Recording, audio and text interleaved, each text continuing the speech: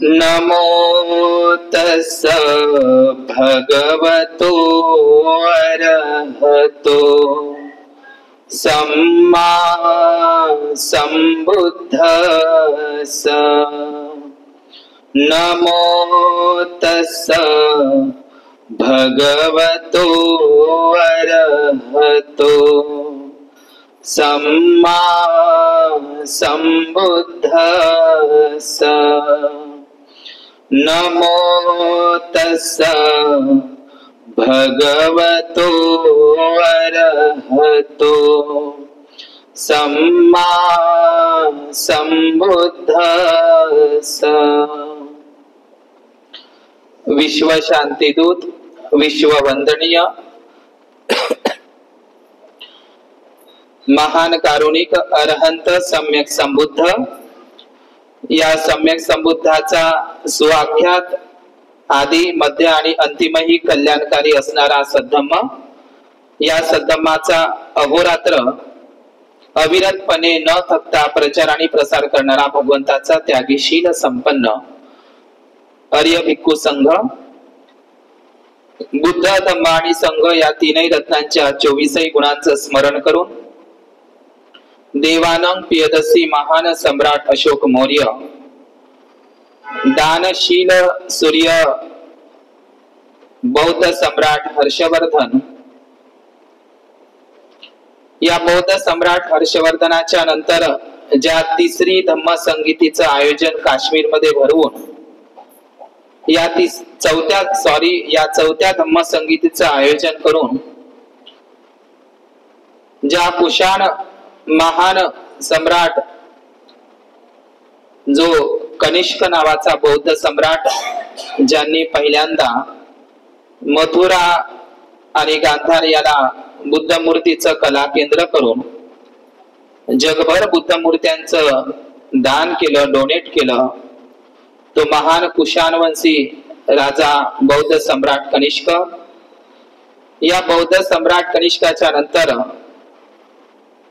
संपूर्ण महाराष्ट्रामध्ये आणि संपूर्ण दक्षिण भारतामध्ये खऱ्या अर्थानं महान सम्राट अशोकांच्या 84,000 महास्तूप आणि महाविहारांच्या जीर्णोद्धाराचं रिकन्स्ट्रक्शनचं काम करणारे सातवाहन नागवंशी बौद्ध सम्राट गौतमी पुत्र सातकर्णी आणि त्याची महाराणी नागनिका देवी यांच्या कालखंडामध्ये महाराष्ट्रामध्ये ज्या बौद्ध लेण्यांचं महाराष्ट्रामध्ये खऱ्या अर्थानं धम्माच्या प्रचारासाठी ज्यांचं अत्यंत महत्वाचं योगदान आहे ते म्हणजे सातवाहन बौद्ध सम्राट।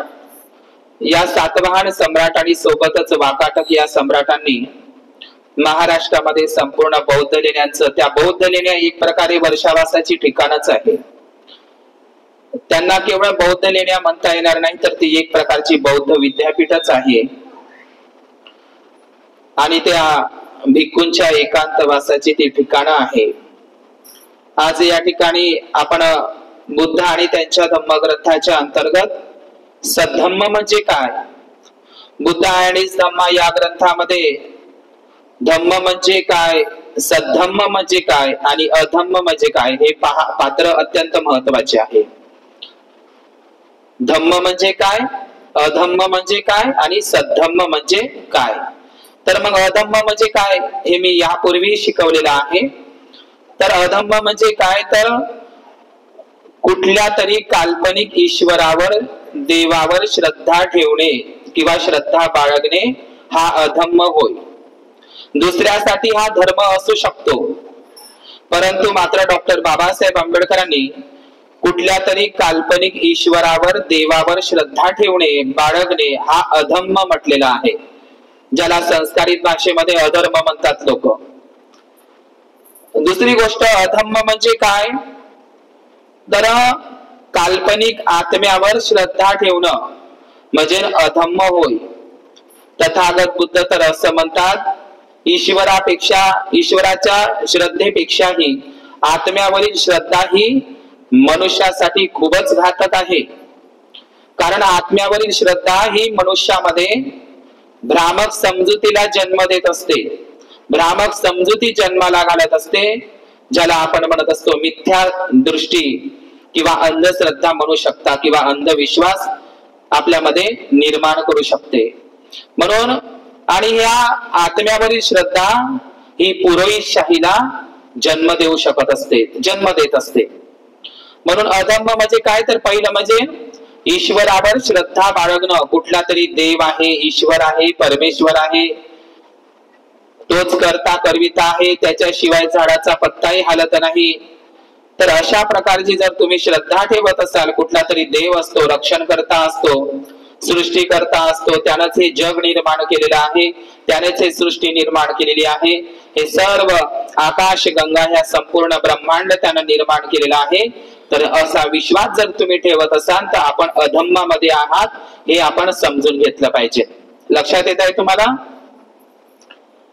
दुसरी गोष्ट तथागत बुद्धांनी सांगितलेलं आहे, या अधम्मामध्ये लोक देवदेव करताना दिसतात, देवदेव करताना दिसतात. तर भगवान बुद्धांनी सांगितलेलं आहे की जसा एखादा मुलगा एखाद्या मुलीला बघितलं नाही, त्या मुलीला ती मुलगी काळी आहे की गोरी आहे, जाडी आहे की सडपातळ बांध्याची आहे, उंच आहे का ठेंगणी आहे, दिसायला सुंदर आहे की कुरूप आहे, त्या मुलीला न पाहता तो मुलगा त्या मुलीच्या प्रेमामध्ये पडतो.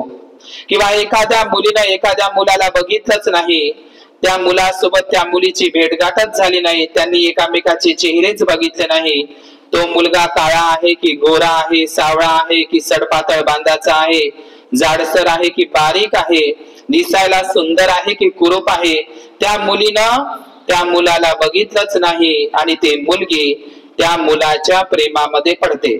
मला असं वाटतं एक सिनेमा सुद्धा याच्यावर निघालेला होता, आहे का नाही?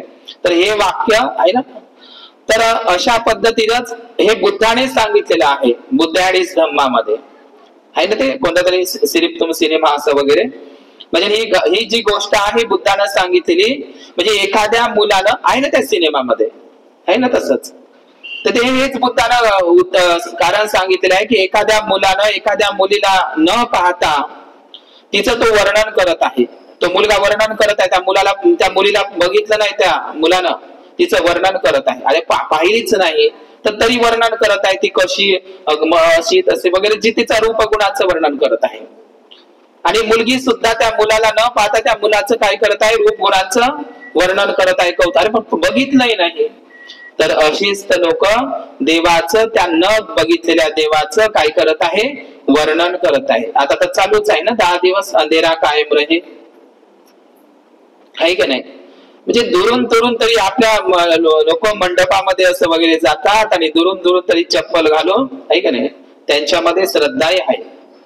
जरी आपण त्याला अंधश्रद्धा म्हणत असू, पण रस्त्यानं जरी जात असेल तरी गाडीचा हॉर्न वाजवतात, रस्त्यानं जरी जात असेल तरी निंदाला जाणारी बाई तरी ते आपली विळा नाही ना तिथे उभ्यानं तरी पाया ते चरण स्पर्श करते.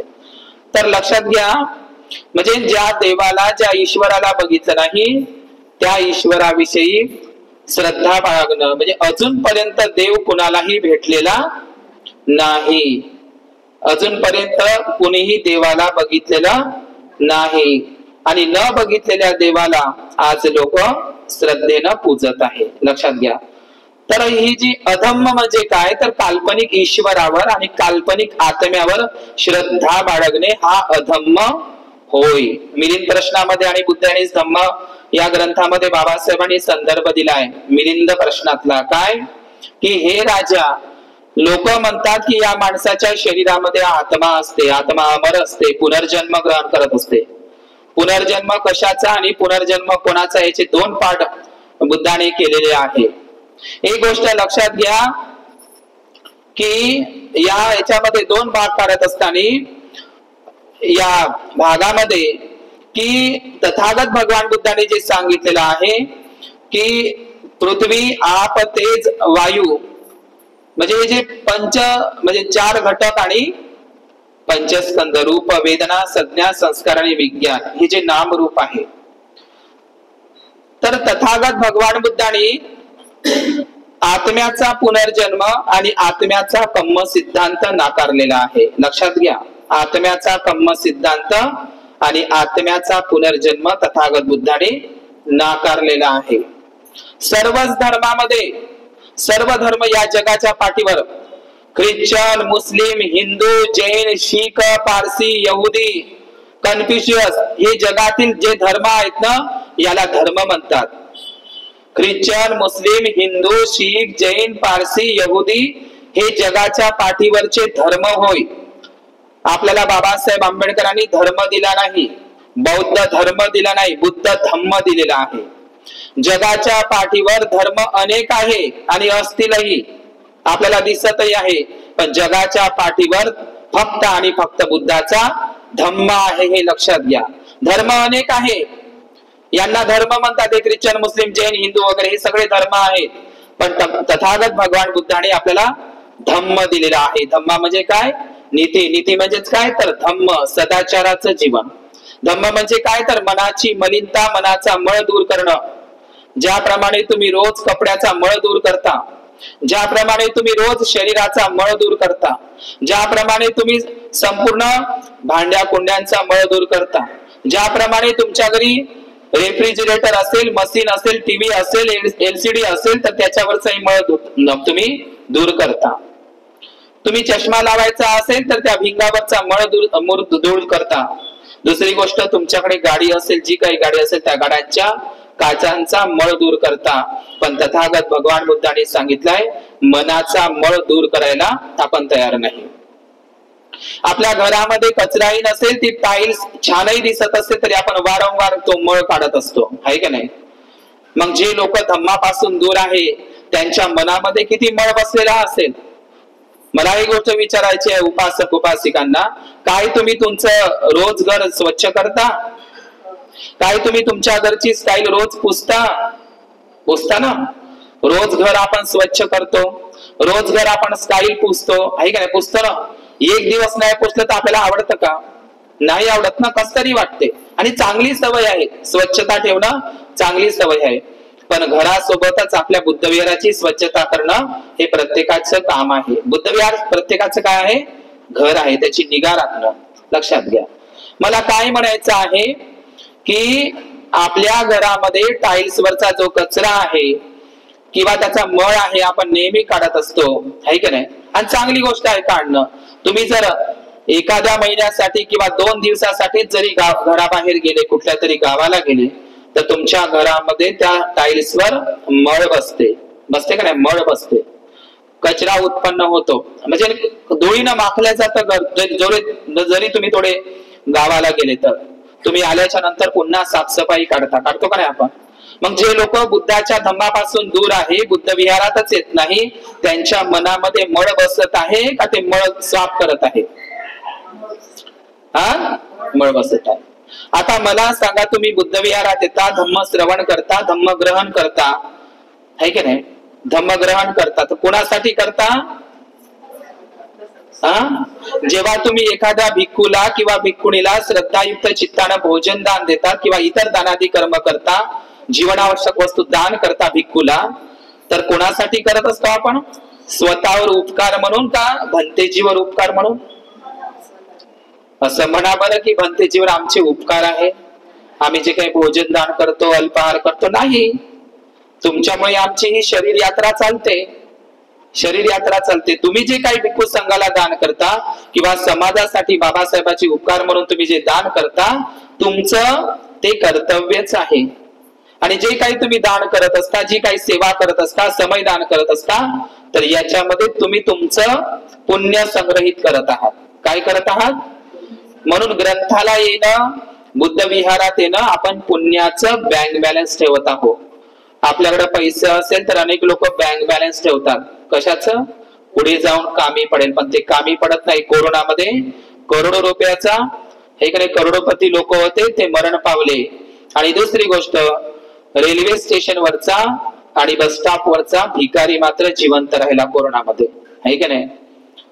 आणि म्हणून तुम्ही जेव्हा व्हेंटिलेटर वर जाल, तुम्ही अंतिम श्वास घ्या, मरणासन्न अवस्थेला जाल किंवा तुम्ही कोमामध्ये जाल, तुमच्याकडे कितीही पैसा असू द्या, पैसा लावायचा किंवा नाही लावायचा, वाचवायचं किंवा मरू द्यायचं, हे मात्र तुमच्या सुनावर आणि तुमच्या मुलावरच डिपेंड आहे.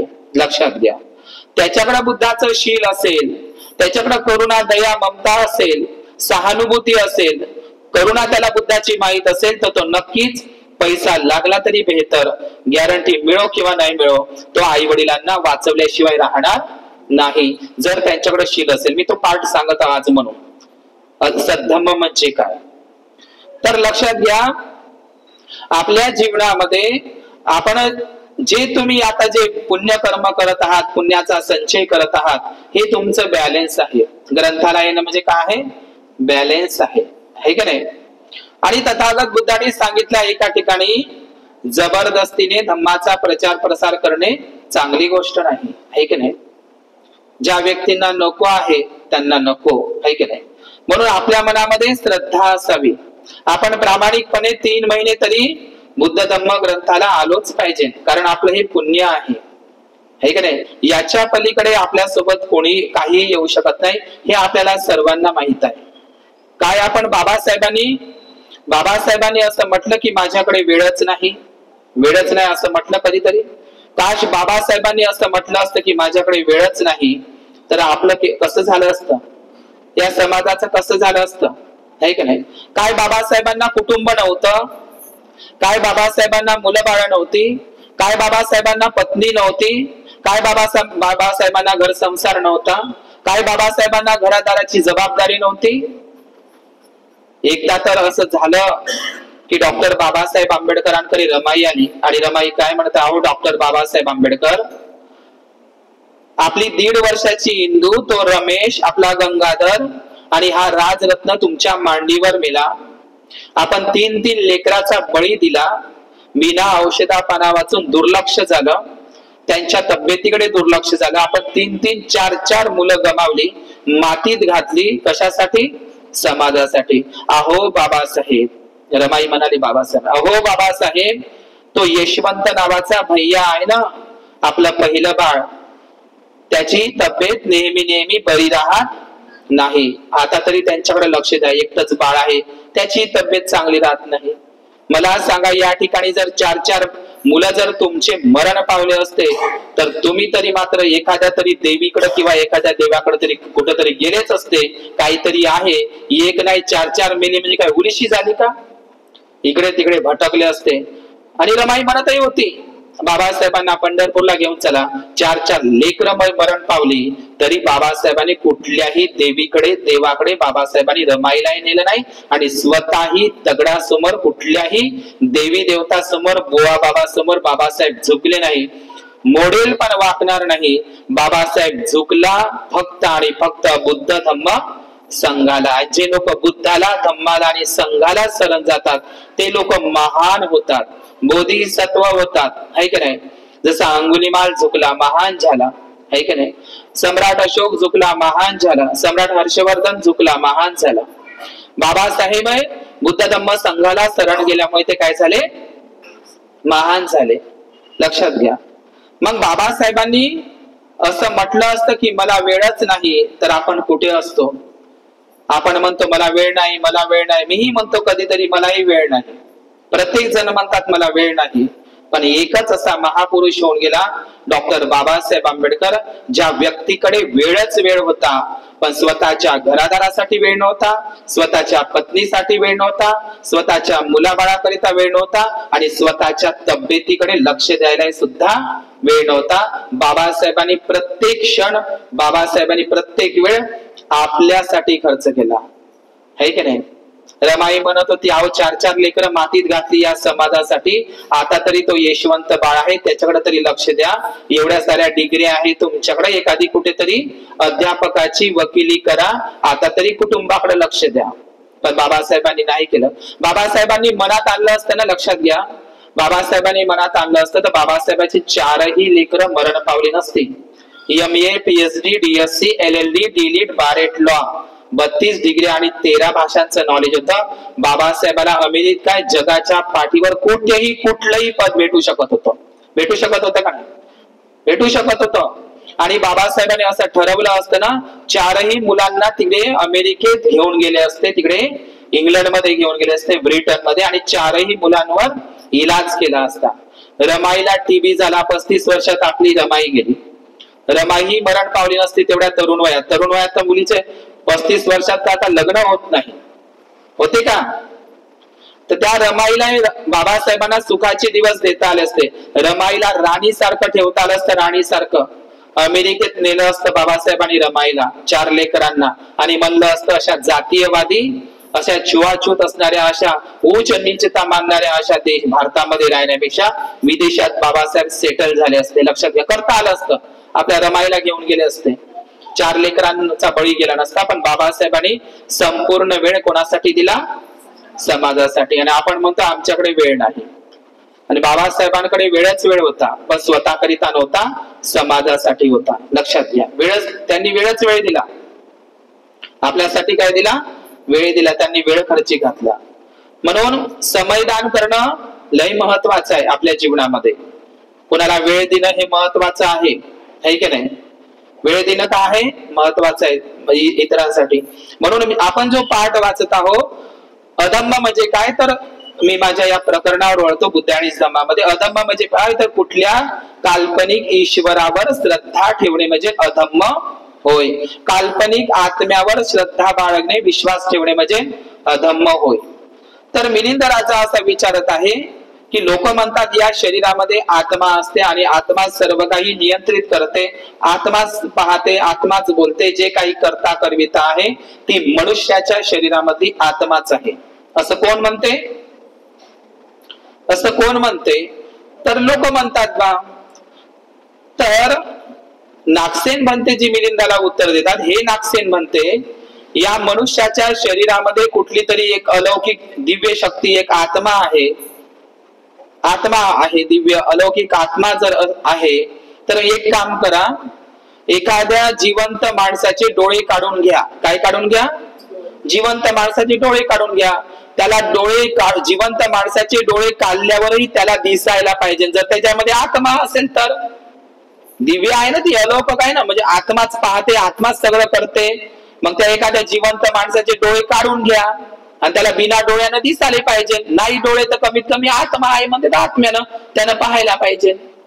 नाहीतर एखाद्या जिवंत माणसाचे कान कापून घ्या, है की नाही? तर त्याचे कान कापल्याच्या नंतर आत्मा जर खरोखर त्याच्या शरीरामध्ये आत्मा असेल तर बिना कानाने त्याला ऐकायला हे आले पाहिजे, आहे की नाही? तर ही आत्मा नावाची कन्सेप्ट लक्षात घ्या. ख्रिश्चन धर्मामध्ये बायबल आहे, त्यांचा पवित्र ग्रंथ कोणता आहे? बायबल. त्या बायबल पवित्र ग्रंथामध्ये सुद्धा आत्म्याला सोल म्हणतात. सोल म्हणजे ना आत्मा. म्हणजे ख्रिश्चन धर्मामध्ये त्यांच्या पवित्र बायबलमध्ये आत्म्यावर श्रद्धा ठेवणारी लोक आहे. म्हणजे ख्रिश्चन धर्मामध्ये आत्म्याला मानल्या जाते. या मनुष्याच्या शरीरामध्ये आत्मा असते, आत्मा अमर असते, पुनर्जन्म ग्रहण करत असते, किंवा मग ती हेविन मध्ये पॅराडाईज म्हणजे त्यांच्या भाषेमध्ये हेविन पॅराडाईज मध्ये जाते, नाहीतर ती नरकामध्ये जाते. ही बायबलची शिकवण आहे आणि ख्रिश्चन धर्माची शिकवण आहे, बुद्धाची आहे का? म्हणजे ख्रिश्चन धर्मामध्ये सुद्धा पवित्र बायबल मध्ये आत्मा शिकवली जाते, आत्म्यावर त्यांचाही विश्वास आहे. दुसरा धर्म आहे या जगातला मुस्लिम धर्म. त्यांचा आहे अरबी फारसी आणि अरबी फारसी आणि उर्दू भाषेमध्ये त्यांचा ग्रंथ आहे कुराण. काय आहे ते? तर लोक म्हणतात आमच्या अल्लानं 7 दिवसात ही पृथ्वी निर्माण केली, 6 दिवसातच त्यांची मान्यता आहे. तर मुस्लिम धर्माचा जो पवित्र ग्रंथ आहे त्यांचा, मुस्लिम बांधवांचा, तर त्यांच्या ग्रंथामध्ये सुद्धा रूह हा शब्द आलेला आहे. रूह म्हणजे काय? रूह म्हणजे आत्माच. म्हणजे मुस्लिम धर्मामध्ये सुद्धा आत्मा शिकवली जाते, आत्मा सांगितली जाते. त्याही लोकांचा विश्वास आहे आत्मा असतेच शरीरामध्ये, अमर असतेच. समजलं? म्हणजे मुस्लिम धर्मही. जैन धर्मामध्ये सुद्धा सुरुवातीला तर वर्धमान महावीर हे निघंटरात पुत्त, बुद्धांनी त्यांना निघंटरात पुत्त म्हणायचे. वर्धमान महावीर आणि ईश्वराची कल्पना, देव ईश्वर कल्पना नाकारली आहे. पण आजचे जैन लोक ते ओरिजिनल नाही आहे, डुप्लिकेट आहे. समजलं? परंतु मात्र वर्धमान महावीरांनी मात्र आत्मा स्वीकारलेली आहे. म्हणजे ईश्वर नाकारलेला आहे वर्धमान महावीरांनी, पण आत्मा स्वीकारलेली आहे. समजलं? आता राहिला हिंदू धर्म. तर हिंदू धर्मामध्ये सुद्धा आत्मा सांगितलेली आहे. आत्मा ही बाहेरून येत असते आणि ती 84 योन्या 84 जन्माचा फेरा मारते, अशा पद्धतीची त्यांची एक कल्पना आहे, अंधश्रद्धा आहे, अंधविश्वास आहे, त्यांची मिथ्या श्रद्धा आहे, ती लक्षात घ्या. म्हणजे हिंदू धर्मामध्ये सुद्धा आत्मा असते, आत्मा अमर असते, ती जळत नाही. आणि दुसरी गोष्ट, आत्मा पुनर्जन्म करत असते आणि आत्माच पाप पुण्याची परतफेड करत असते. आणि ज्यानं कुशल कर्म केले, ज्याने कुशल कर्म केले तर त्याला, पुण्य कर्म केले तर त्याला देव स्वर्गामध्ये घेऊन जाते, आणि पाप कर्म केले तर त्याला नरकात घेऊन जाते, त्याला गरम तेलाच्या कढईमध्ये टाकते, त्याला बैलासारखं दुधते. अशा प्रकारची भीती, स्वर्गाची आशा आणि नरकाची भीती इतर धर्मामध्ये आहे. बुद्धाने स्वर्गाची आशाही दाखवली नाही आणि नरकाची भीती दाखवली नाही. स्वर्ग नरक इथंच आहे. तुम्ही पाप कर्म करत असाल तर तुम्ही नरकात जगत आहात, आणि तुम्ही कुशल कर्म करत असाल तर तुम्ही निब्बाणाच्या या सुख, निब्बाण परम सुखाच्या स्वर्गामध्ये जगत आहे. बुद्धानं स्वर्गाची आशा दाखवली का? नाही.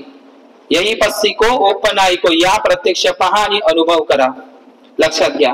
म्हणून भगवान बुद्धांचा धम्म हा ईश्वर आणि आत्मा याच्या सभोवतालचा नाही. बुद्धाचा धम्म मनुष्य आणि मनुष्याकडे असलेलं मन याच्याशी संबंधित आहे, लक्षात घ्या. आलं का तुम्हाला लक्षात? अधम्म म्हणजे काय? आणखी भगवान बुद्धाचं विश्लेषण खूप मोठं आहे, पण मी अल्पशा सांगण्याचं. ब्रह्मसायुज्यावर विश्वास ठेवणं, मी कोण होतो, कुठून आली, कुठे जाणार, मग पुढे मी काय असणार, आधी काय असणार, अशा पराप्राकृतिक गोष्टीवर विश्वास ठेवणं म्हणजे सुद्धा अधम्म होय, हेही बुद्धाने सांगितलं. पराप्राकृतिक चमत्कारिक गोष्टीवर, चमत्कारावर विश्वास ठेवणं हा सुद्धा अधम्म आहे. समजलं का? चमत्कारावर विश्वास ठेवणं हा धम्म आहे. केवळ धर्मग्रंथाचे पठण करणं हा सुद्धा काय आहे? अधम्म आहे, लक्षात घ्या. केवळ धर्मग्रंथाचे पठण करणं अधम्म आहे. वेद प्रामाण्यावर विश्वास ठेवणं हा काय आहे? अधम्म आहे. या सगळ्या गोष्टी, पुनर्जन्मावर विश्वास ठेवणं अधम्म आहे. तर या सगळ्या गोष्टी कशामध्ये आहे? अधम्मामध्ये आलेल्या आहे. या तथागत बुद्धाने सांगितलं आहे. म्हणून तथागत भगवान बुद्धाने आत्मा आणि ईश्वर सरळ सरळ आपल्या धर्मामधून बादच केलेले आहे. भगवान बुद्धांचा धम्म नीतीशी संबंधित आहे, मनाशी संबंधित आहे. भगवान बुद्धांच्या धम्माचे ईश्वराशी, त्या काल्पनिक देवाशी, ईश्वराशी, काल्पनिक आत्म्याशी भगवान बुद्धाच्या धम्माचं काहीही घेणं देणं नाही. तुमचा आहे का देवावर आणि आत्म्यावर विश्वास? आहे का बरोबरच? म्हणून लक्षात घ्या, तुमचं सगळं वाया जाईल, आहे की नाही? म्हणून धर्म ही नशा आहे, नशा आहे, नशा आहे ती एक प्रकारची. धम्म नशा नाही. कार्ल मार्क्सने जे म्हटलंय ना, धर्म अपूची गोळी आहे, धर्म अपूची गोळी आहे. आम्हाला धर्म दिलाच नाही बुद्धानं. धम्म अपूची गोळी नाही, ती जीवन जगण्याची काय आहे? एक पद्धत आहे. कार्ल मार्क्स म्हणतो धम्माची गरजच नाही माणसाला, धम्माची गरज आहे म्हणते बाबासाहेब. एकट्या माणसाला धम्माची आवश्यकता नाही. एखाद्या माणसाला पकडायचे, त्याचे तंगडे वगैरे बांधायचे, हात तर त्याला जंगलामध्ये सोडून द्यायचं. एकट्या माणसाला काय धम्म आहे?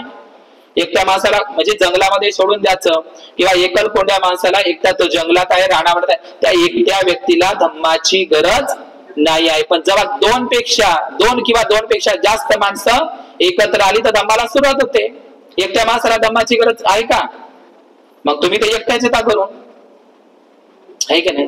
मग आता तुम्ही ग्रंथाला येता तर एकट्यालाच लाभ होते, बाकीच्याला लाभ होत नाही. नाहीतर तुम्ही म्हणा, जसे ते लोक मंदिरात जाते, महापोराच्या नावाचा अंगारा द्या, महाप्रसाद द्यायचे, महापोराचं भलं झालं पाहिजे. तुम्ही विहारात येता तर तुमचंच पुण्य होते, द्यायचं नाही वर. नाहीतर मी एकटीच जातो, बंद्याचं पुण्य घेऊन येतो विहारामधून, तुम्ही नाही आले तरी चालते, आहे की नाही? असं आहे का ते? असं अजिबात नाही. म्हणून तथागत भगवान बुद्धाने जे सांगितलं आहे की आपले जे पुण्य कर्म आहे ते आपल्याच उपयोगी पडते, इतरांसाठी नाही पडत असते. तर हे जी तुम्हाला गोष्ट सांगत आहो की धम्म म्हणजे काय, अधम्म म्हणजे काय आणि सद्धम्म म्हणजे काय. तर अधम्म हे मी तुम्हाला थोडक्यामध्ये शिकवलेलाच आहे, अधम्म म्हणजे काय. आता सद्धम्म म्हणजे काय, तर ब्राह्मणी व्यवस्थेमध्ये काय होतं की फक्त ब्राह्मणांनी शिक्षण घ्यावं, ब्राह्मणांनी शिकवावं. अध्यापन करणं आणि अध्ययन करणं, शिकवणं आणि शिकणं हे कोणाकडे होता? मक्तेदारी ब्राह्मणांनी शिका. म्हणजे बाबासाहेबांनी जोपर्यंत भारतीय संविधान हिंदू कोड बिल लिहिलं नाही तोपर्यंत याच्या अगोदर मनुस्मृतीच्या काळा कायद्यानं आहे ना शिक्षणाचा अधिकार फक्त कोणाला होता? शिकण्याचा आणि शिकवण्याचा अधिकार कोणाकडे होता? ब्राह्मणशाहीकडं. लक्षात घ्या.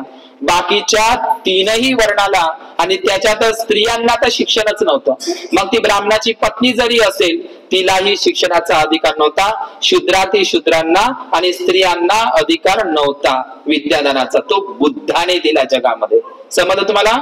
स्त्री मुक्तीचे स्त्री शिक्षणाचे जनक म्हणजे पुरुषांबरोबर पुरुष भिक्षूंबरोबर स्त्रिया सुद्धा चिवर घेऊ शकतात आणि त्याही सुद्धा धम्माचा प्रचार आणि प्रसार करू शकतात, विद्यादान करू शकतात. हा पहिल्यांदा स्त्री मुक्तीचा उद्गाता जर कोण असेल तर बुद्ध आहे. स्त्री मुक्तीचा उद्गाता कोण आहे? बुद्ध आहे. स्त्रियांचा स्त्री मुक्तीदाता कोण आहे? बुद्ध आहे. बुद्धानेच शिक्षणाचा तुम्हालाही भिक्खुनी बनण्याचा अधिकार दिलेला आहे की नाही? घराच्या बाहेर महिला पडू शकत नव्हत्या. आपण पाहिले की महान सम्राट अशोकाची सुपुत्री 7 समुद्र पार करून गेली. या भारताची पहिली धम्म प्रचारिका भिक्खुनी असेल तर संघमित्रा आहे. श्रीलंकेला गेली ती. हे की नाही? मी नेहमी सांगतो की संघमित्रासारखी बहीण आणि महेंद्रासारखे असे बहीण भाऊ जर धम्मवान तयार झाले. आजचे बहीण भाऊ तर जीवावर उठले आहे बाबा. फक्त राखी पुरतं त्यांचं नातं आहे. आणि बहीण भाऊ बनायचं असेल, आदर्श बहीण भाऊ जर कोण असेल तर महान सम्राट अशोकाचे संघमित्र आणि महेंद्रासारखे बना. धम्माचा प्रचार आणि प्रसार करा. आहे की नाही? लक्षात घ्या. तर तथागत भगवान बुद्धाने जे धम्म म्हणजे काय, अधम्म म्हणजे काय आणि सद्धम्म म्हणजे काय तर मी तुम्हाला सांगत आहोत. सद्धम्म म्हणजे काय तर सद्धम्म हा सगळ्यांसाठी मोकळा असतो, विशिष्ट लोकांसाठी नाही, विशिष्ट समूह वर्गासाठी नाही. सद्धम्म त्यालाच म्हटला जातो जो सर्वांसाठी मोकळा आहे, मोकळीक आहे, सार्वजनिक आहे. म्हणून तर भगवान बुद्धाच्या धम्माला बहुजन हिताय बहुजन सुखाय म्हणतात का नाही? भगवान बुद्धाचा धम्म विशिष्ट लोकांसाठी आहे का? पण ब्राह्मणांचा आहे का नाही?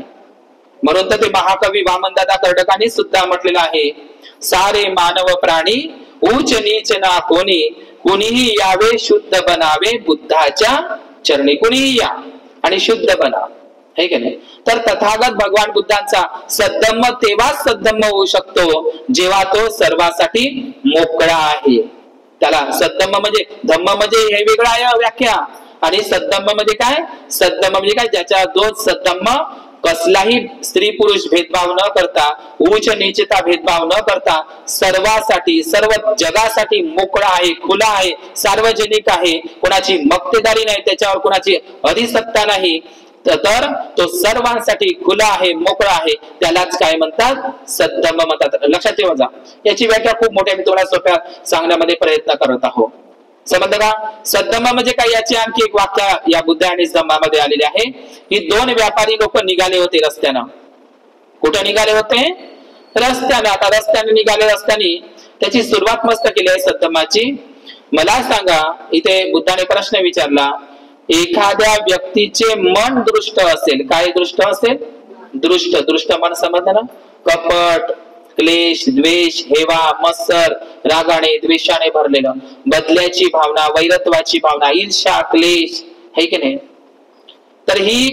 तर हा जो भगवान बुद्धाने सांगितलेला आहे की एखाद्या मनुष्याचं मन दृष्ट असेल, काय असेल? मन दृष्ट असेल, मन दृष्ट असेल तर त्याच्या तोंडातून बाहेर पडणारे शब्द कसे असतील? आणि ज्याचं मन दृष्ट आहे त्याचे शब्दही कसे असतील?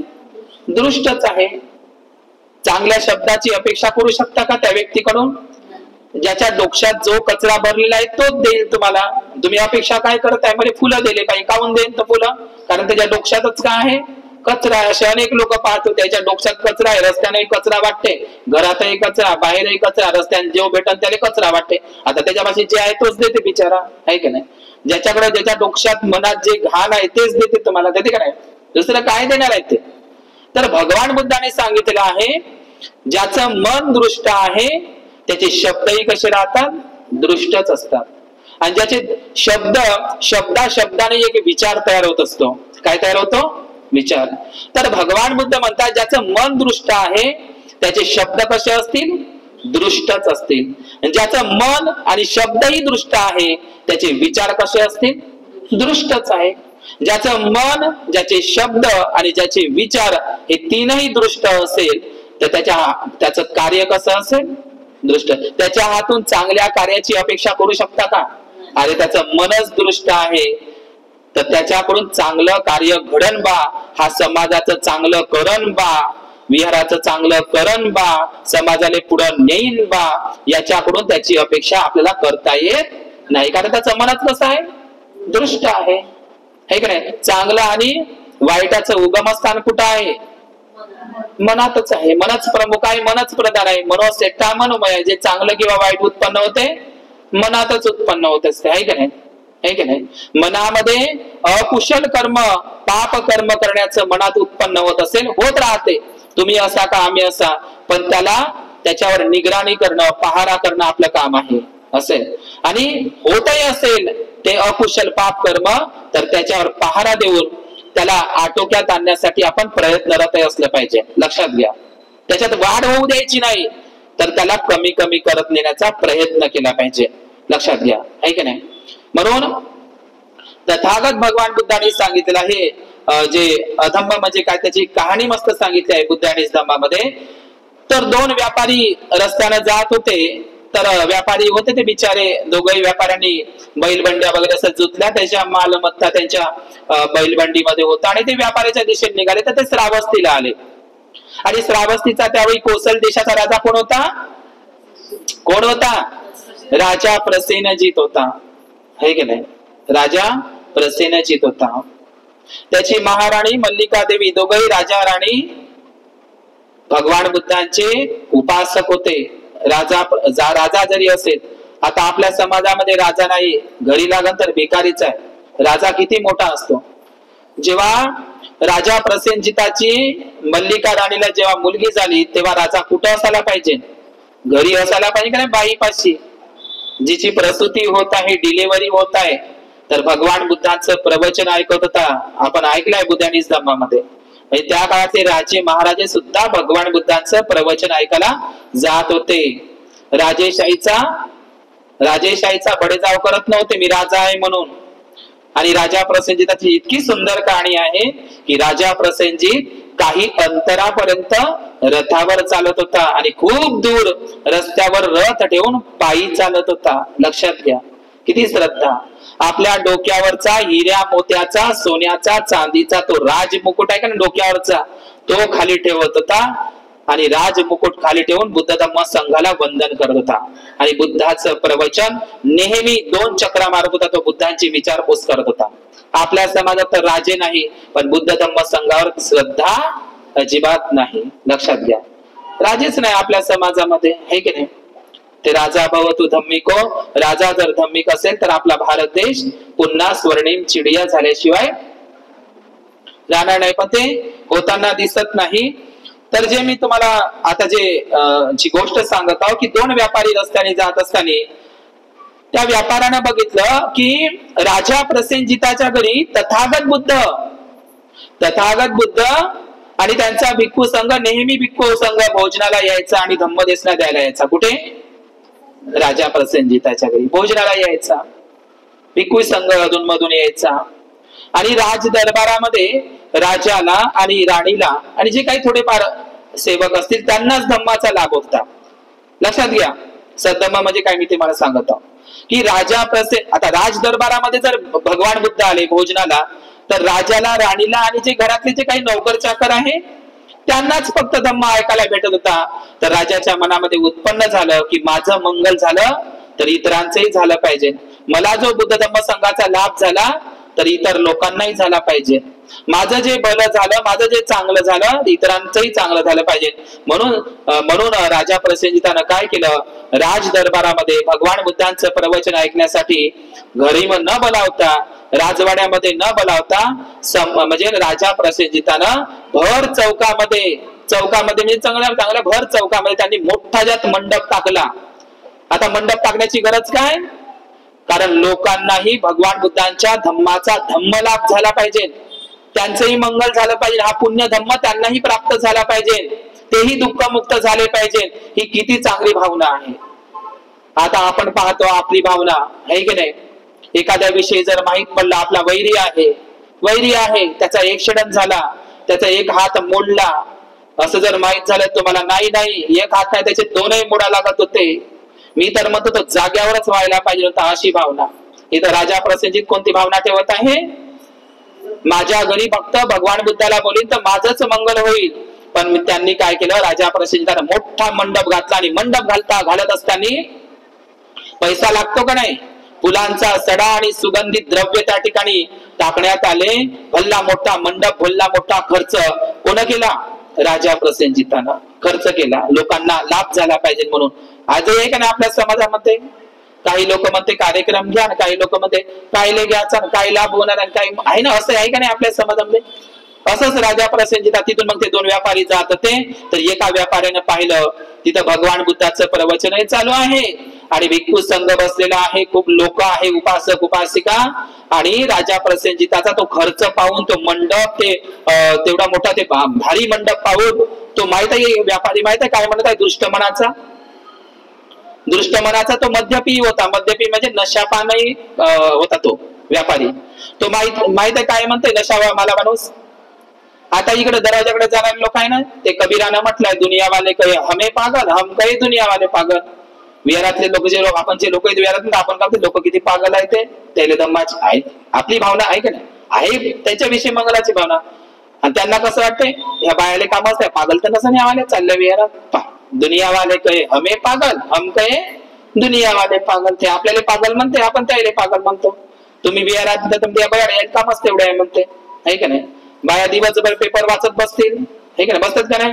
बाया दिवसभर गोष्टी करत बसतील, टीव्ही पाहत बसतील, मालिका पाहत बसतील, मोबाईल पाहत बसतील, पण अर्धा घंटा 1 घंटा विहारासाठी देऊ शकत नाही, हे का नाही. देऊ शकतात का? भरपूर वेळ आहे का नाही लोकांकडे, आहे का नाही.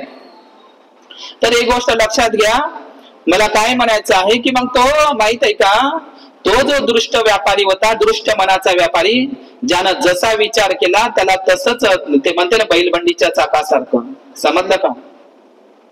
तर तो दृष्ट व्यापारी माहित आहे का काय म्हणते, कसा आहे हा राजा प्रसेनजित, एवढा मोठा मंडप घालायला लागते का, एवढा मोठा खर्च करायला लागते का, एवढं मोठं स्वागत, काय त्या बुद्धाचं, काय त्या धम्माचं, हा वेडा बिडा तर नाही राजा प्रसेनजित, एवढा मोठा मंडप घालायला लागते, एवढा खर्च करायला लागते, एवढं करायला लागते, काय आहे त्या धम्मामध्ये, ऐका ना असे लोक परिसरामध्ये. इथलीच गोष्ट सांगत आम्ही तुम्हाला, पण लोक भाषेमध्ये तुमच्या व्यवहारात काय भेटते तिथे, आहे का नाही असं. पण तुम्हाला माहित आहे आम्हाला काय भेटते, आहे का नाही. तर लक्षात घ्या, तर तो दृष्ट माणूस म्हणते राजानं काय एवढा खर्च करायला लागत होता, काय मिळते त्याच्याकडून, अशा पद्धतीचे त्याच्या मनामध्ये विचार आला. आणि एक जो म्हणजे एक सद्गुणी सदाचारी जो व्यापारी होता, तो म्हणते आहा काय राजा प्रसेनजिताचं मन आहे, किती मोठ्या मनाचं आहे, मोठ्या दिलाचं आहे, मोठ्या काळजाचं आहे, किती त्याच्याकडे बोधिसत्वासारखं त्याच्याकडे मन आहे की नाही. माझंही मंगल झालं तर इतरांचंही झालं पाहिजे, मला जो लाभ झाला धम्माचा इतरांनाही झाला पाहिजे. किती मस्त राजाच्या मनामध्ये ही सद्भावना आहे, किती चांगली भावना आहे. राजानं किती मस्त मंडप टाकलाय, किती मोठा खर्च केलाय, बुद्धाला भिक्खू संघाला भोजन दिलाय, त्याचं प्रवचन. एवढंच नाही तर सगळ्या गावाला, सगळ्या श्रावस्ती नगरीच्या लोकांना प्रवचनाचा लाभ झाला पाहिजे, धम्म लाभ झाला पाहिजे म्हणून राजा प्रसेनजितानं किती पुण्य कर्म केलं, एवढा मोठा मंडप, एवढा मोठा खर्च केला आहे. किती चांगली भावना आहे. मग काय झालं, त्याच्यातले जे दोन्ही व्यापारी होते प्रवचनात थांबले. आता प्रवचनात थांबता थांबता हाही एक बेवडाच होता, बेवडा म्हणजे मद्यपी होता, म्हणजे तो शेवट बसला. भगवान बुद्धाचं ते चौकातच होतं ना ते प्रवचन. रात्रीला थांबले, तर रात्रीला सकाळी 4:30 वाजताची वेळ, थोडा अंधार राहते, तुम्ही मॉर्निंग वॉकला वगैरे जात असाल तर लक्षात घ्या. तर त्यावेळी काय झालं, जो व्यापारी होता का नाही, जो मद्य पिऊन बुद्धाचं प्रवचन ऐकत होता लास्ट मध्ये बसून, आणि दृष्ट भावना त्याच्या मनामध्ये होती राजाविषयी आणि बुद्धाविषयी सुद्धा, लक्षात घ्या. तर त्याच्या अंगावर रात्रीला पहाटे म्हणजे रथाचे ते बैलबंडीचं म्हणा किंवा रथाचं म्हणा, ते माल भरलेलं जे चाक होतं त्याच्या नड्डीवरूनच गेलं आणि जाग्यावर असतो खतम झाला. जमत का, नड्डीवर म्हणजे ते दिसलं नाही त्या माणसाला, जाणून बुजून नाही राहिलं, पण त्याच्या ते दारू पिऊन होता रस्त्याच्या कडेला होता, त्याची भावना आहे बघा, कसं त्याच्या नरडीवरून ते चाक गेलं रथाचं त्या व्यापाऱ्याचं आणि तो जाग्यावरच मरण पावला. आणि जो चांगला व्यापारी होता, ज्याने चांगली भावना केली होती, तर तो व्यापारी पुढच्या गावाला निघून गेला बाजारपेठेमध्ये. आणि तो जो व्यापारी आहे मस्त गर्भ श्रीमंत झाला, त्याच्याकडे मस्त पैसे आले, मालामाल झाला आणि खूप श्रीमंत झाला. समजलं? तर ज्याने चांगली भावना केली तर तो म्हणजे याच्यात चांगलं मन आणि वाईट मन, ज्या मनाने आपण विचार करतो आहे का नाही, दृष्ट मनानं जसं विचार करतो तसंच आहे म्हणते ना, जैसा सोचोगे तुम वैसा बन जाओगे, है की नाही? जैसा कर्म होगा वैसा फल पाओगे. जसं तुम्ही मनात विचार कराल तसंच तुम्ही बनता. लक्षात घ्या, बनता तुम्ही तसं. म्हणून आपलं मन प्रमुख आहे, मनच प्रधान आहे. आलं का लक्षात? तर त्या राजाची हानी झाली, तो व्यापारी आहे तो मृत्युमुखी पडला आणि तो राजा तो श्रीमंत झाला. अशी कहाणी आहे, लक्षात घ्या. तर म्हणून मी ती गोष्ट सांगतो आणि या ठिकाणी थांबतो. तर आजची प्रकरण इथंच थांबूया, कारण उद्याला छान पैकी आपण घेऊया प्रज्ञा नाही तर प्रज्ञेसोबत शीलही महत्वाचं आहे. शीलच पुरेसं नाही तर करुणाही महत्वाची, आणि करुणाच पुरेशी नाही तर करुणेला जोड मैत्रीची हवी. केवळ प्रज्ञाच पुरेशी नाही तर प्रज्ञेला जोड शीलाची द्या. केवळ शीलच पुरेसं नाही तर शीलाला जोड करुणेची द्या. आणि करुणाच पुरेशी नाही, चालणार नाही, तर करुणा या प्रज्ञाशील करुणेला कशाची जोड द्या? मैत्रीची. हे खूप मस्त पाहता. उद्या आपण बारीक पद्धतीने घेऊया हे प्रज्ञाशील, करुणा आणि मैत्रीचे 22 प्रतिज्ञेमध्ये बाबासाहेबांनी लिहिलं आहे, प्रज्ञाशील आणि करुणा या 3 तत्वांची सांगड घालून मी माझे जीवन चालवीन. आहे का नाही? 22 प्रतिज्ञामध्ये प्रज्ञाशील करुणा आणि प्रज्ञाशील करुणा या 3 तत्वांची सांगड घालून मी माझे जीवन चालवीन, अशी प्रतिज्ञा करतो. ही 22 प्रतिज्ञामध्ये लिहिलेलं आहे. तर उद्याच्या भागामध्ये सद्धम्म म्हणजे काय, अत्यंत महत्वाचा पार्ट आहे. अंगुलीमाल, सुप्रिया हे वगैरे सगळे आपल्याला पात्र माहित आहे, पण बुद्धानीस धम्मामध्ये सगळंच छान आहे, परंतु अधम्म, सद्धम्म आणि धम्म हे पाठ महत्वाचे आहे. धम्म, अधम्म आणि सद्धम्म हे जर तुम्हाला समजले या ग्रंथातले, तर तुमचं म्हणजे तुम्ही अंधश्रद्धेतून तुमच्यामध्ये एक वैज्ञानिक सोच, एक तर्कवाद, बुद्धिवाद, बुद्धी प्रामाण्यवाद, विवेकवाद तुमच्यामध्ये उत्पन्न होत असतो. एक चिकित्सा दृष्टी, सम्यक दृष्टी तुम्हाला प्राप्त होत असते. तुम्ही अंधविश्वास, अंधश्रद्धेमधून आणि मिथ्या कल्पना, मिथ्या अंधविश्वासामधून तुम्ही बाहेर पडत असतात, भ्रमातून, भ्रांतीतून. लक्षात घ्या. म्हणून भटमुक्त, भयमुक्त आणि भ्रममुक्त व्हायचं असेल तर हा अधम्म, सद्धम्म आणि धम्म समजून घेतला पाहिजे. समजलं ना? या भारताला याच्यापासून मुक्त झाला पाहिजे.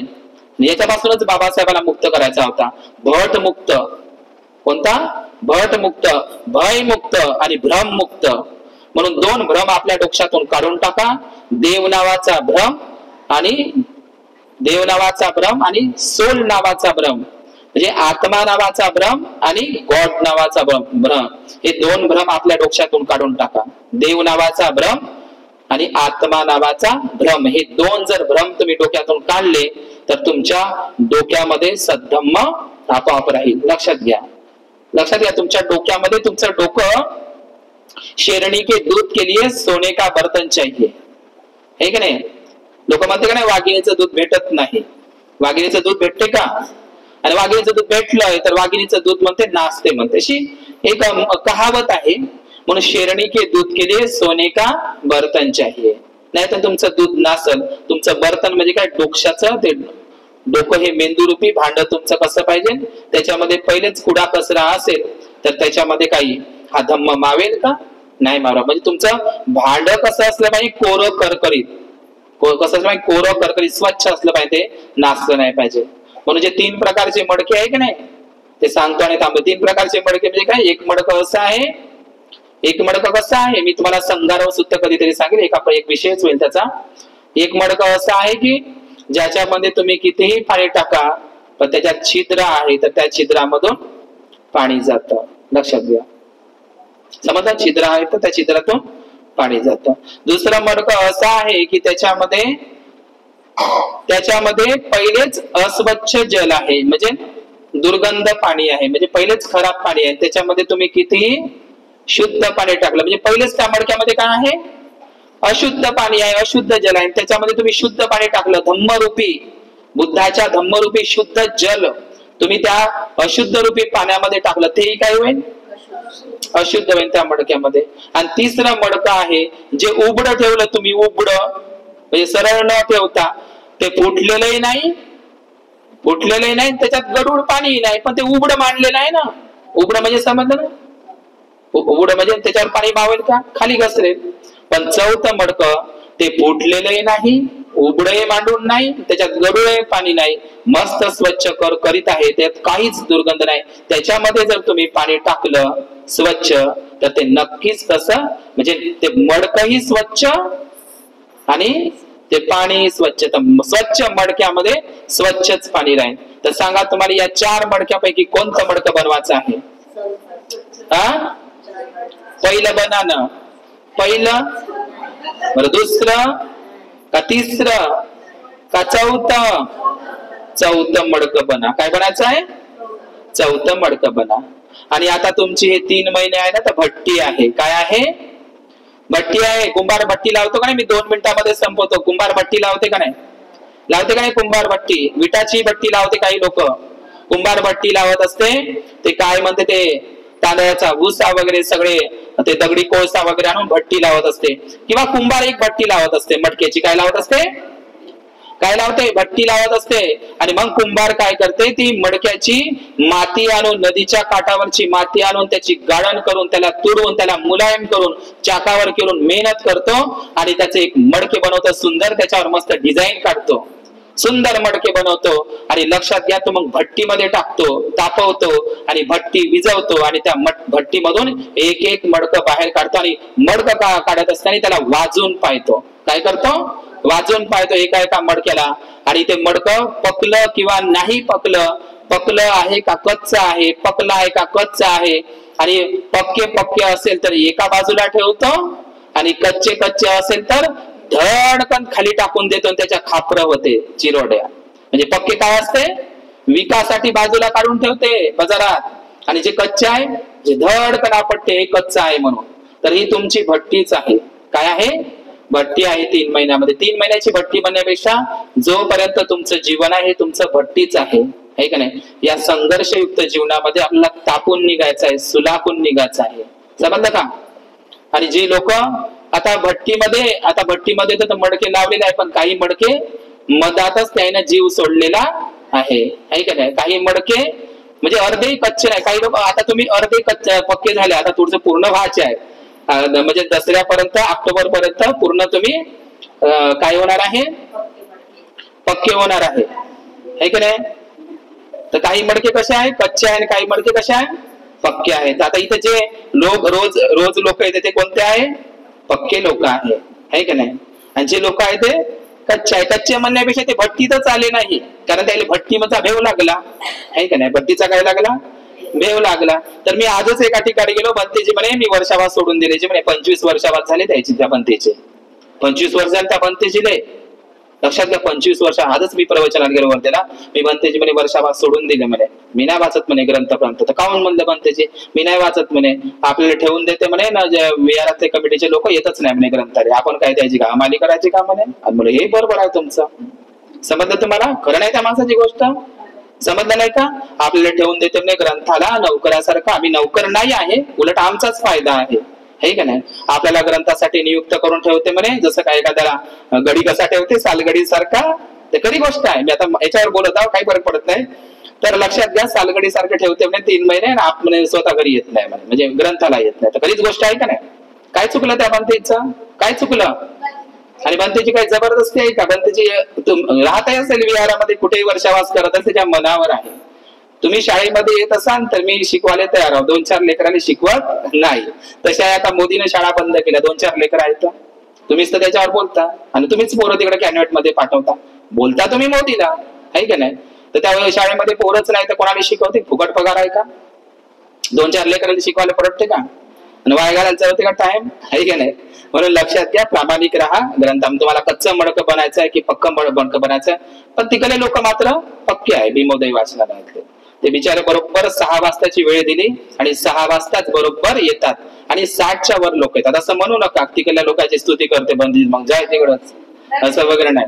मी याच्यामध्येच बोलत तुम्ही जे माझ्या संग एग्रीमेंट केलेलं आहे, करार केलेला आहे, त्याच्यानुसार आपण वागलं पाहिजे, आहे का नाही. अलबग सुत्तामध्ये तेच सांगितलंय भगवान बुद्धांनी, जो शीलवान आहे, प्रज्ञावान आहे, सत्यवादी आहे आणि कर्तव्याची त्याला जाणीव आहे, बोललो तसा वागतो, त्याला तथागत म्हणतात. जे बोलतात पण तसे वागत नाही तर त्याला तथागत म्हणतात का?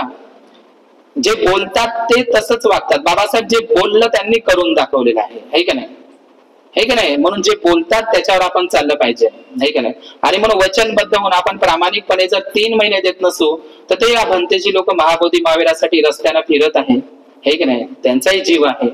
मग काय आपण त्या महाबोधी महावीराचं काय करणार आहोत? आपण महाबोधी महावीराचं विहार जरी आपल्याला बुद्धगयेचं भेटलं तर काय करणार आहोत? आपण तिथे झाडू लावायला जाणार आहात? तुम्ही गावातलं विहार व्यवस्थित सांभाळणं होत नाही, गावातल्याच विहारामध्ये जाणं होत नाही. गावातल्या बुद्ध विहाराचा इथला बुद्ध ना तिकडा बुद्धगयाचा बुद्ध काय वेगळाच आहे का? सारखाच बुद्ध आहे, विचार सारखेच आहे, बुद्ध एकच आहे ना. जरी ते बुद्धगया असेल तरी पण बुद्ध तर एकच आहे ना, आहे का नाही. जेव्हा आपल्या बुद्ध विहारामध्ये आपण धम्म श्रवण करायला येऊ, प्रामाणिकपणे 3 महिने देत असू तरच आपलं पुण्यकर्म आहे, लक्षात घ्या. म्हणून आपल्या जीवनामध्ये जे आपण बोलतो, जे वचनबद्ध होत असतं. अधिष्ठान म्हणजे काय? अधिष्ठान म्हणजे काय? भंतेजीला बोलवणं, अधिष्ठान मांडून दिलं, झालं आमचं अधिष्ठान. अधिष्ठान मानलं का आम्ही मग मोकळे, असं आहे का? अधिष्ठान म्हणजे काय? अधिष्ठान या शब्दाचा अधिष्ठान पारमिता आहे. 10 पारमितामध्ये भगवान बुद्धांनी मांडलेली अधिष्ठानची पारमिता आहे. अधिष्ठान म्हणजे काय? तर भंतेजीने पहिल्या दिवशी 2 पानं वाचून द्यायची किंवा आमच्या ग्रंथाची सुरुवात करून द्यायची, याला अधिष्ठान नाही म्हटलंय. अधिष्ठान या शब्दाचा अर्थ होते दृढ निश्चय. दृढ निश्चय, मी या 3ही महिन्यामध्ये ग्रंथाला प्रामाणिकपणे येईल, माझ्या आयुष्यातला वेळ देईन, समय देईन. समय देणं चांगली गोष्ट आहे. आपल्याकडे कितीतरी वेळ आहे पण तो वेळ आपण फालतू कामासाठी देतो, गप्पा गोष्टीसाठी देतो, है की नाही, फालतू घरच्यासाठी. आणि त्याच्यासाठी तर एक महत्वाची लागते श्रद्धा. आपली श्रद्धा नाही आहे बुद्ध धम्म संघाप्रती किंवा बाबासाहेबांच्या उपकाराची आपल्याला जाणीव नसल्यामुळे या सगळ्या घटना घडत असतात. म्हणून श्रद्धा कधी कमी नका होऊ देऊ, हे की नाही. तुम्हाला श्रद्धाच इथं आणत असते, मनामध्ये उत्पन्न झालेली श्रद्धाच तुम्हाला ग्रंथाला आणत असते, लक्षात घ्या. श्रद्धा असेल तर विहार जवळ आहे, श्रद्धा असेल तर थंडी लागत नाही, श्रद्धा असेल तर गरमी होत नाही, श्रद्धा असेल तर थंडी लागत नाही, श्रद्धा असेल तर अंधारही नसतो, श्रद्धा असेल तर काही पाण्याची पर्वा करत नाही माणसं, लक्षात घ्या. आणि श्रद्धा असेल तर सर्व काही, श्रद्धा नसेल तर खूप सारे बहाणे आहे आपल्याकडे. मग माझ्या आजी मेली, आजा मेला, नव्हतं डोकं दुखत होतं, नकत दुखत होतं, अनेक आपल्याकडे बहाणे आहे. मले नाही नांदणं, नवऱ्यावर मध्ये अन्न. आपल्या समाजल्या बायानं मी येतच नाही पण त्याची पहिले खूप असेच होती, माझ्या बाबा खूप असेच होती, तू आहे की नाही. एखाद्या बाईवर मध्ये आणायची, ते अशी बोलली पण मी येत नाही, आहे की नाही, आहे की नाही. असं आहे की नाही गोष्ट. साध्या साध्या गोष्टीसाठी आपण दुसऱ्यावर लोटू नये, आपण स्वतः प्रामाणिकपणे धम्मासोबत राहा, एवढंच मला याच्या अनुषंगाने सांगायचं आहे. उद्याला आपण सद्धम्म म्हणजे काय हा एक पार्ट घेऊया आणि मठ्ठ कुंडलीची कहाणी घेऊया. भवतु सब मंगल, भवतु सब मंगल. शरणतय धम्मपाल. नथि मे शरणं अयं बुद्धो मे शरणं वरं, एतेन सच्च वचेन होतु मे जय मंगल. नथि मे शरणं अयं धम्मो संघो मे शरणं वरं, एतेन सच्च वचेन होतु मे जय मंगल. सब पापस अकर्ण कुशल उपसंपदा, सचित्त परियोदपन एतं बुद्धान शासनं. साधु साधु साधु बुद्धं नमामि, धम्मं नमामि, संघं. सर्वांचं मंगल हो, सर्वांचं कल्याण हो. सुखी हो.